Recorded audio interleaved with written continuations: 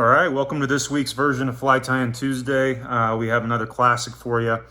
Today we're going to be tying bars and merger.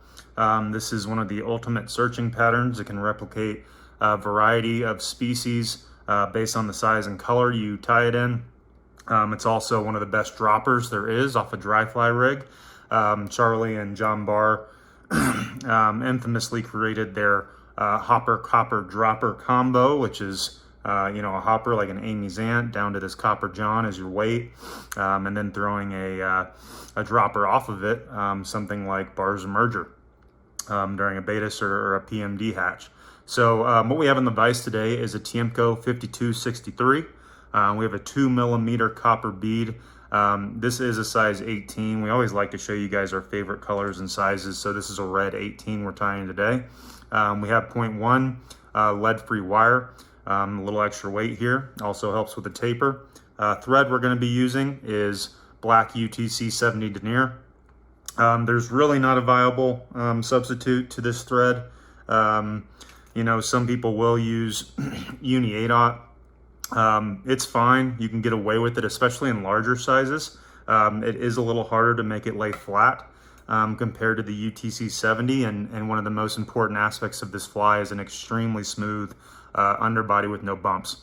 So we'll go ahead and get started. We'll tie this on right behind the lead-free wire. And we're going to build up a small little taper here up to that lead-free wire.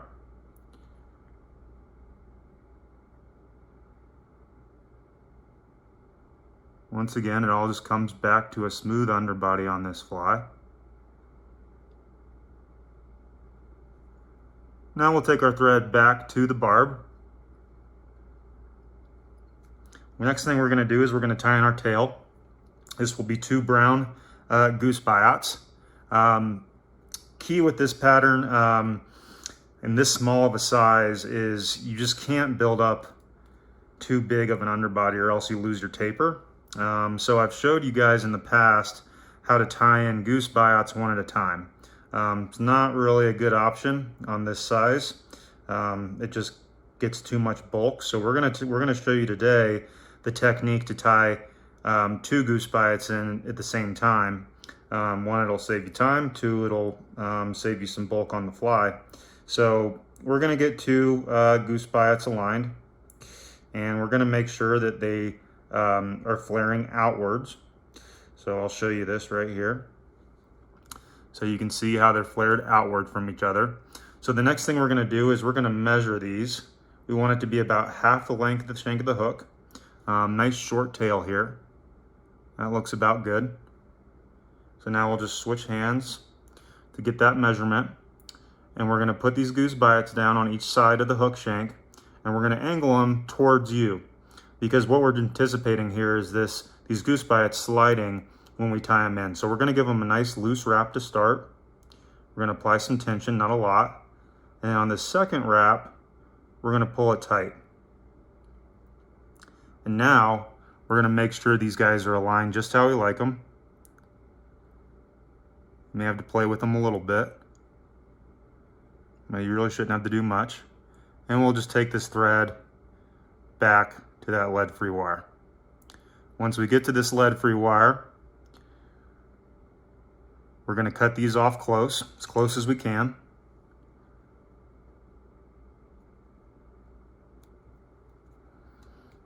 This is where our rotary vise really comes in handy.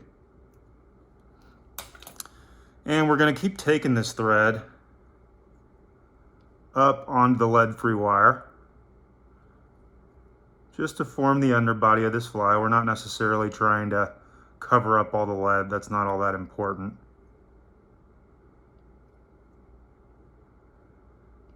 Next thing we're going to do is we're going to tie in the body material. This is going to be some red UTC wire, since we're tying a red one today. This is a size small. You use size small for 18, anything smaller than that. If you look on our website, we have the different size wires to use based on the size that you're tying, anywhere from small, up to a medium sized wire when you get big.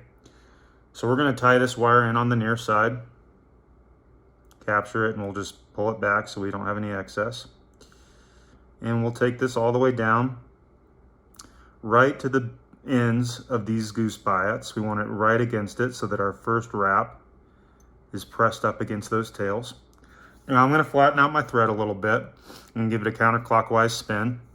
Just want to make sure it's laying really flat for this last wrap before I use the wire. Make sure everything's nice and smooth.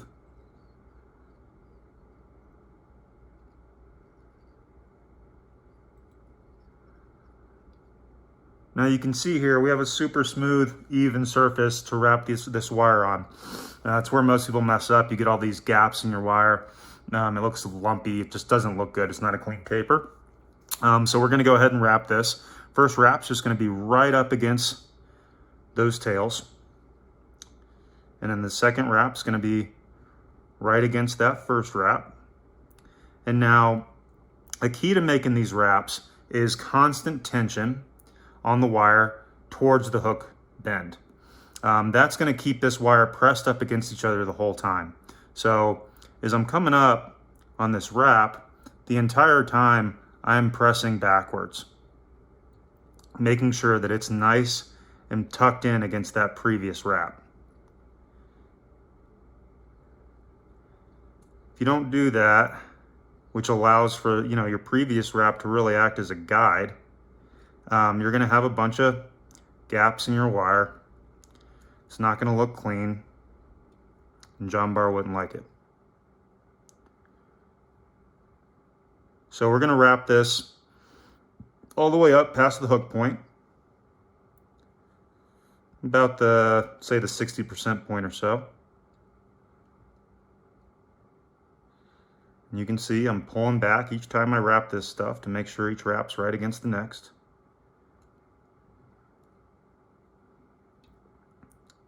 And that's about as far as we need to take it. I'll give it one more wrap just because when you do capture this stuff, you tend to get some gaps. So we don't want to just take this right to where our tie-in point is going to be for the rest of the materials. We do want to bring it up a little bit from there. And then we're just going to helicopter it off.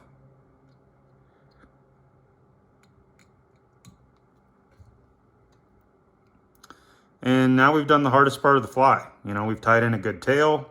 We've got nice even body with clean spacing. The wire's all right up against each other. We're at about the, say the 75% point on the hook at this point. Next thing we're going to do here is we're going to tie in our flash material. This is going to be medium opal tinsel. You can also use Flashabou, just fine as well. I prefer the opal. Bar likes the opal. We're going to tie this in right on top, making sure that it's really centered on the hook.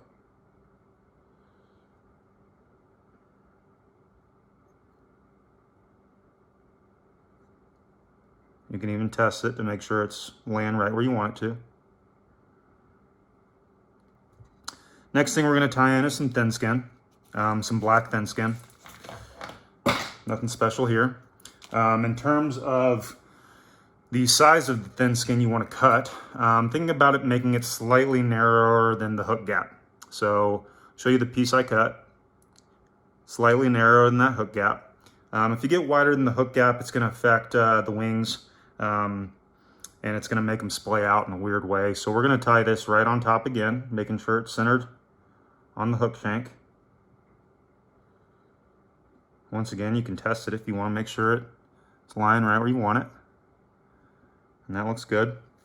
Next thing we're going to do here is we're going to tie in some peacock herl. Peacock eye sticks as always. Depending on where you grab these, up or down the stem, is going to depend on how many you're grabbing.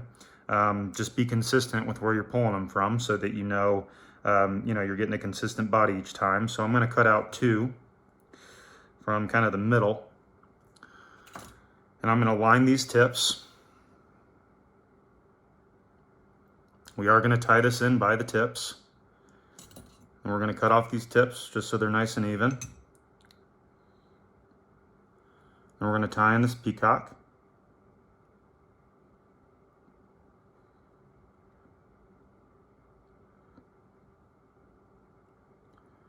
All right, so we're going to wrap this peacock forward.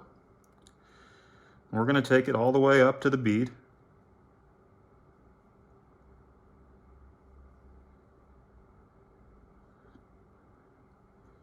and capture it. I like to do 2 wraps behind it, and then 1 in front. Cut this close. You can also just rip these if you want.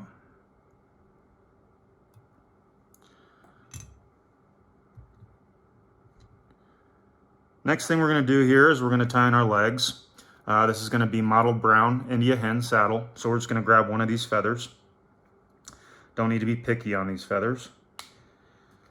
Now you can see when you grab one of these, there's a lot of the fluff at the bottom, and this is also just way more feather than we need for these legs. So we're going to pull a bunch of this back.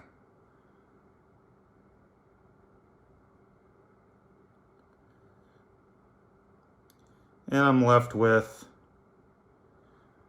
you know, a much smaller feather than we started with. You're just going to have to play with this at different sizes to see how much of the feather you need. And we're going to cut a V right down the stem of this feather to separate the legs.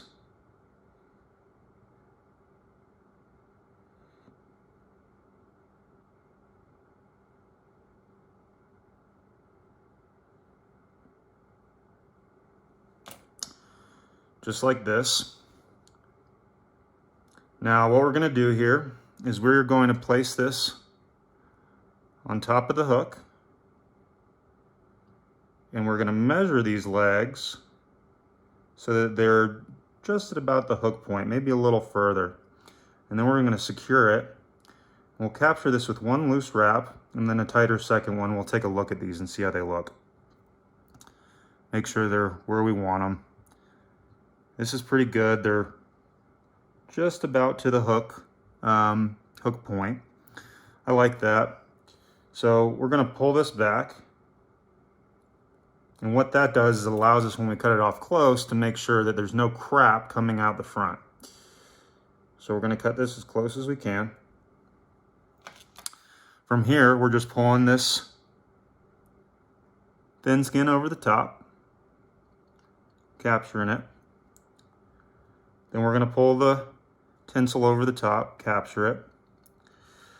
We're going to pull that tinsel back and wrap over it so it's secured, it's not going anywhere. Cut that off as close as we can. Now we're going to cut this thin skin. There's some different techniques to get a clean cut on thin skin. I like to come in on one side and cut it at an angle while I'm pulling it taut, and then come at the other side and cut it at an angle. That tends to get the least amount of leftover thin skin, so it's a nice clean cut.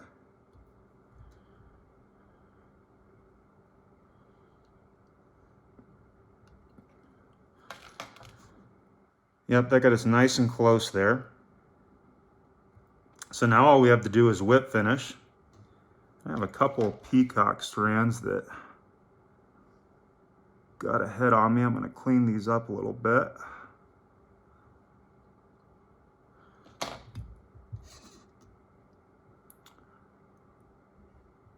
All right, so now we'll whip finish this guy.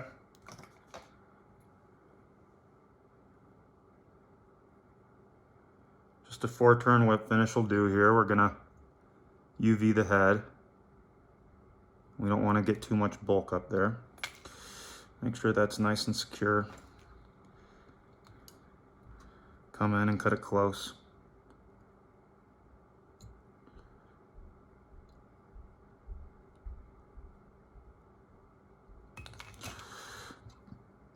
Now we can take a look at our tails, just clean those back up because they typically get moved a little bit during the whole process.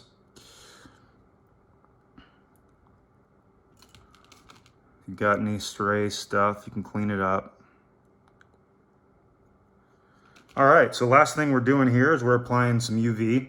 We're going to use some Solarez UV, thin hard, my favorite resin. I still have one little thing that's bugging me here.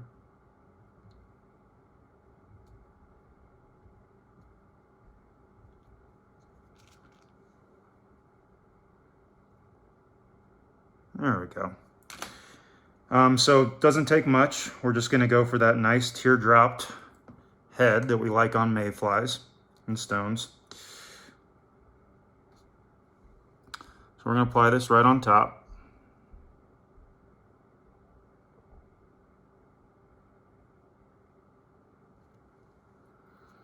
And we're going to apply this down back to the wire, just for a little more durability.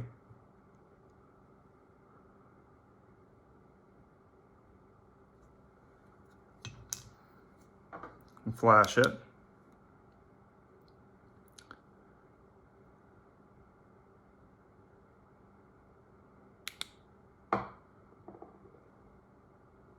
And that's all there is to it. It's a simple pattern. There are a lot of steps and a lot of materials involved and some different techniques you have to learn. But it is one of the most effective searching patterns there is, one of the best droppers there is, no question about it. You can tie this up in such a big variety of colors and sizes, you know, for whatever you're fishing. If there's stones out, if there's PMDs, any type of mayfly out. Throw some of these on, throw it as a lead, throw it as a dropper. If you have any questions on it, how to tie it, give us a shout. Thanks for watching.